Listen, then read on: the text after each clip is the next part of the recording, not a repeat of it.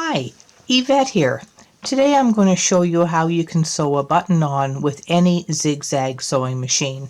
I'm showing it to you today on my Opal 690Q. Now it's computerized, but that doesn't matter. As long as you have a Zig-Zag machine, you can do this. So the first thing I'm going to do is select a zigzag stitch. On this machine, I do it this way. My zig stitches are all listed inside the top cover. I need stitch number 5 in menu 1. I'm in menu 1 right now. If I touch the 5 and the OK, I get a zigzag stitch. The next thing I have to do is I have to drop my feed teeth. I don't want the fabric to be pulling out from under my button as I try to sew it on. On this machine, it's a lever at the front and I just slide it over and the feed teeth go down. If you've got a different machine, just check your manual. You'll be able to tell how to drop your feed teeth. I've also taken the presser foot off. So if I move my camera over to the sewing machine at the front there, I hope you don't get dizzy as you're watching me, you can see that I have no presser foot on. I have a regular shirt button selected. It's a 4-hole button, and I'm going to use a piece of Scotch tape to hold it into place. I don't want to be sewing through my fingers with this little tiny button. So the tape holds it down.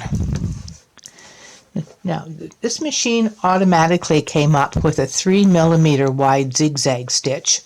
And for most of these shirt buttons, it's a good width. But to confirm it, what I'm going to do is I'm going to use my hand wheel and I'm going to put the needle down the left-hand hole. Then I'm going to put my presser foot down. On my machine, it's a button. You might have a lever here somewhere. And before I put my foot on the gas, I'm going to use my hand wheel, and I'm going to check to see if when it swings to the right, if it goes down the right-hand hole. And look, it did. So now I can put my foot on it. And I can take as many stitches as I want. Now, because this is a 4-hole button, I'm going to raise my presser foot a little bit, move the button towards the back a wee bit, and go through the same process again. Check that it goes down the left-hand hole, drop your presser foot, check to make sure it goes down the right-hand hole, and here we go again. Zoom, zoom, zoom, zoom, zoom. And your button is sewn on. Presser foot comes up. Cut your threads. And there it is, button sewn on. Here it is from the back. What I do now is I use a few drops of fray check. I put them on the back. Once they're dry, I cut the threads, and I've never had a button fall off. Now let's sew on a coat button. So there's a few extra steps involved here. The first thing I'm going to do is I'm still back at my zigzag stitch. I'm going to put my fabric down, and I could just put my button on the fabric and sew it that way, but let's pretend that this is for a coat. And so we want to raise the button up a little bit so that we've got a little bit of space under it so that we can make a thread shank. So this is where this little tool called the button reed comes in. So the button reed goes on the fabric, and the button goes on top of the button reed.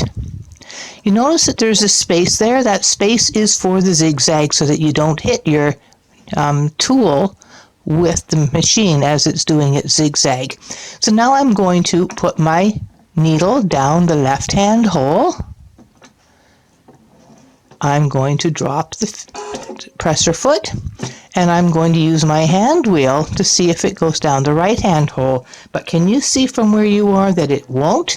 And that's because my stitch is too narrow. I have to make it wider. I'm going to make it to 4, 3.5, 4, 4.5, 5. Let's see if 5 works. There it goes. So with my hand wheel, I've checked it a few times. I know it's safe to put my foot on the gas. And because it's a coat, so to speak, I'm using more stitches. Now I've got enough there. I'm going to raise my presser foot, move the whole kit and caboodle back a little bit. This time my needle's on the right, so I'm going to test it down the right-hand hole. Put my presser foot down, check it on the left-hand hole, and sew. That's it. We're done. You can remove the button reed. Notice that there's some space under there now, so I can cut it with long tails of thread. I can thread those onto a sewing needle, bring them under the button, and wrap it around before bringing the thread to the back. When all that's done, I'll put a few drops of fray check again on the same spot, and when it's dry, I'll cut my thread. See, you can do this too. Thanks for hanging out. Bye-bye.